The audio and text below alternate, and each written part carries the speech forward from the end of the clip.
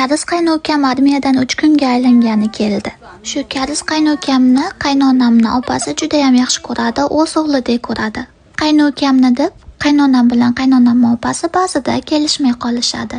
Chunki qaynonamning opasi har safar bolangga uni o'rgat, buni qilsin, uni qilsin deb gapiradilar. Shuning uchun qaynonam aytadilar, o'zini holiga qo'y, o'zi xohlaganini qilsin deb, o'zi xohlaganda yashasin deb. Qaynonamning opalarining xarakterlari juda ham og'ir, u kishi bilan chiqishib ketadigan inson hali tug'ilmagan bo'lsa kerak. Qaynonamning opasi erlari bilan birga yashaydi, farzandlari yo'q.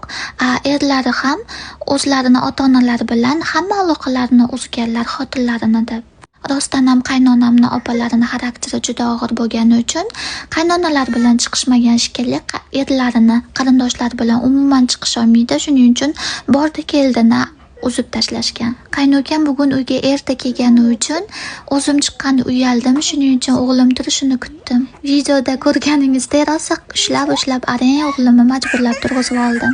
Tog'asini ko'rishiga shunaqa bo'kirib yig'ladi.